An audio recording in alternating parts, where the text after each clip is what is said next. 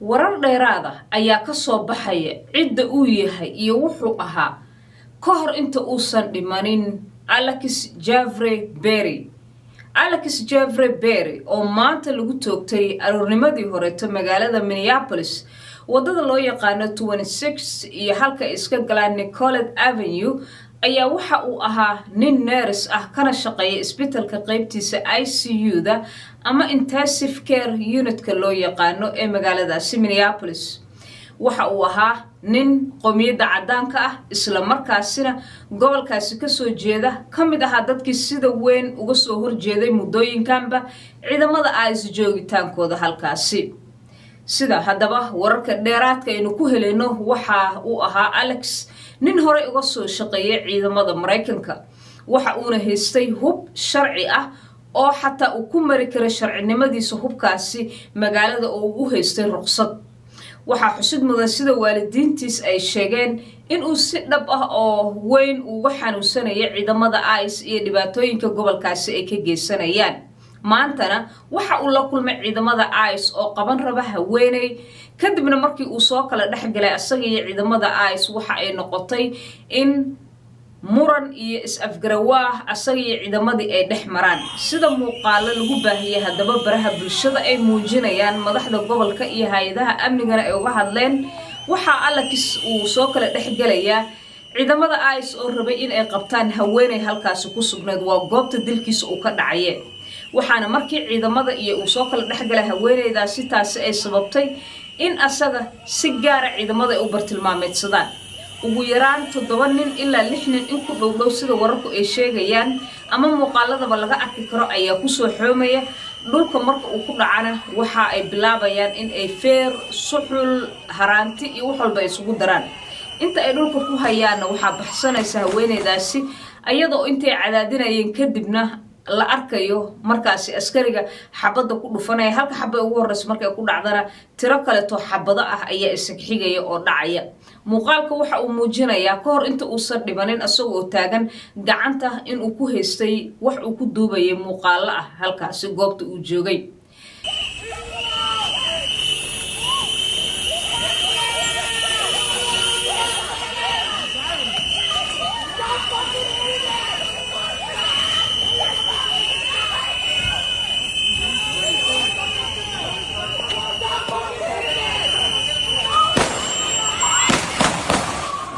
si kastaba ha ahaatee ninkan dhalinyarada ah ayaa markii uu geeriyooday kadib waxa hay'adda amniga gudaha Mareykanku ay soo saartay war saxaafadeed ay uga hadashay dilkiisa sida uu dhacay. waxayna sheegeen in ciidamada ICE ay isdifaacayeen taasina ay keentay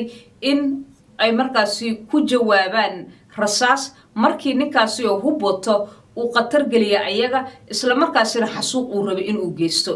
balse muuqaalada la baahinayo ayaa dhammaanba arrintaasi ka hor imaanaysa. warbaahinta Mareykankuna waxa ay sheegayaan in ay iska soo horjeedaan oo wax isqaadan kara aysan ahayn sida Homeland Security u hadlaysay ciidamada ICE cid ay hoos yimaadaan iyo falkaasi weerar ee dilka ah sida uu goobta uga dhacayo ee Alex uu ku geeriyooday. si kastaba ha ahaatee maamulka gobolka Minnesota iyo kan magaalada Minneapolis ba way hadleen iyo hay'adaha amniga oo booliska gobolkaasi madaxiisa uu kamid yahay. waxa ay sheegeen in falkan uu yahay wax aad looga argagaxo arrintii ay ka digayeen wali ay socoto oo ah in dhiig uu ku daato waxa ka soconaya magaalada Minneapolis. waxaana jirtay in mar kale ay ku dhawaaqeen in ICE ay gobolka ka baxaan si markaasi deganaanshiihii iyo kala dambeyntii gobolka uu soo noqdo. waxaa xusid mudan in gudoomiyaha gobolkaasi uu sheegay in uu xiriir xagga khadka telefoonka uu la sameeyay aqalka cad ee dalka Mareykanka si uu madaxweyne Donald Trump ula hadla kaaliyaashiisa ula hadlay oo uu ka codsaday in si degdeg ah arrintan loo soo dhaxgalo oo federaalku ay qaadaan ciidamada ka jooga halkaasi. ciidamo kale tiro badan oo dhinacyo kala gedsan ka socda haday noqoto FBI iyo haday noqoto ICE oo Homeland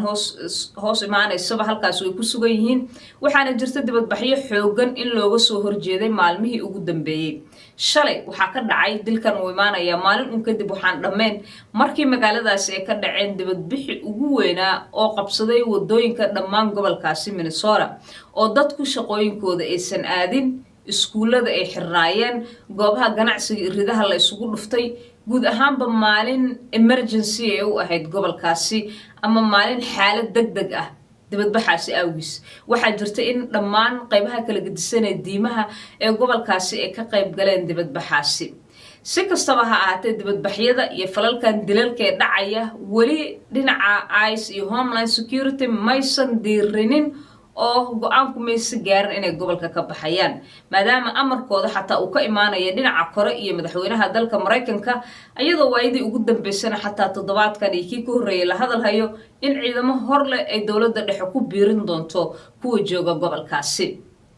waxaa xusud mudan dilka Alex waxa uu imaanayaa wax ka yar 3 toddobaad markii magaaladaasi Minneapolis sidan oo kale hooyo 3 caruur lahayd laguna magacaabi jiray Renee Good ay ku dileen ciidamada ICE ilaa ay haatan la isku haysto baaritaanadeeda ayadoo Homeland Security-na markaasi ay sheegeen in ciidamadu ay dilkeeda geysteen kadib markii ay ayadu baabuurkii ay wadatay qatar ay ku gelisay oo ay lafahooda u baqeen waxaa jirta in dowladda dhexe federaalka ay ka qayb qaadanayeen baaritaanka halka maamulka Minnesota ay sheegeen in ayagu baaritaanada sameynayaan haddaba kaliya ma aha in qalalaaso gobolkaasi uu ka jiro ciidamo tiro badan ay joogaan xaaladdu aysan sahlaneyn balse waxaa jirta waliba arrimo siyaasadeed oo ku dhex dugan arrintan oo ay ka mid tahay in xisbiga dimuqraadiga oo haatan haysta kursiga gudoomiyaha gobolkaasi la rabo in Republicaanku ay riixdaan taasina siyaasiyiin ay keenayso in gobolka dhinaca kaleeto loo rogo buuqisan uu sii bato ka hor xilliga doorashada si kastaba ha ahaatee dadka gobolkaasi waxa ay sheegeen inay qaatiyaan ka joogaan ciidamada ICE oo ay codsanayaan in ay ka baxaan gobolkooda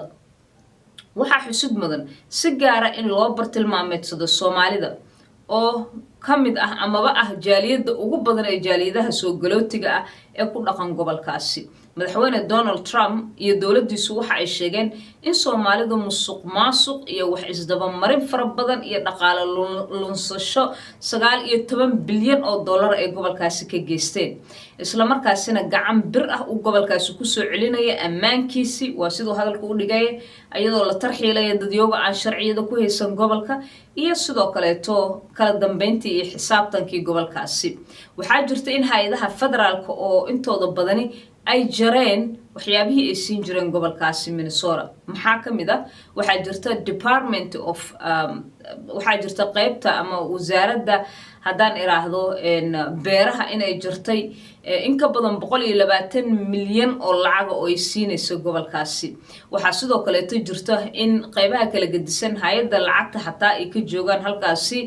saraakiil gaar ah ayadoo lagu soo rogayba xawlaadaha Soomaaliya sharuudo hor leh oo lagu la soconayo lacagaha dadka ay diraan si baaritaano loogu sameeyo dhinacyo kala gedisan waxaa xiran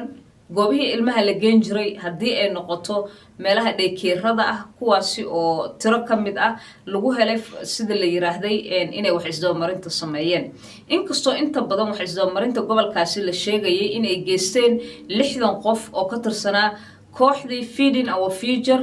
oo iyadoo xilligii pandemiga ama markii COVID-19 uu jiray la geystay wax isdaba marintooda haddana gabi ahaanba Soomaalidu ay tan si weyn u saameysay waana arrinka dad fara badani gaar ahaan dadka u dooda xuquuqda dadka soo galootiga ah hay'adaha kale ee dhamaantood uga soo horjeedaan in bulsho ka badan 80,000 oo dad ah ayaga oo dhan la isku qabto oo la sheego in ay geysteen wax isdaba marin iyo qaladaad la xiriira musuqmaasuq si kastaba ha ahaatee dibadbaxyada iyo xaaladaha adag ee gobolkaasi Minnesota uu galay ama uu ku jiro haatanba waxaad ku maqli doontaan barnaamijyada soo socda ee Somali Coverage TV sida caadada ahna waxaan idin leeyahay mar kaleeto la soco Somali Coverage TV adigoo ka raacaysid dhinacyada YouTube-ka Facebook-ka X-ka iyo sidoo kale TikTok-ga dhamaantood waxaad heleysaan wararkii ugu dambeeyay ee gobolka ku saabsan ama Soomaaliya ku saabsan iyo guud ahaanba Mareykanka oo xaqiiqada ku fadhiya inta ka horeysa waa Sahra Cabdi Axmed oo idin leh isma dhaafno nabadgelyo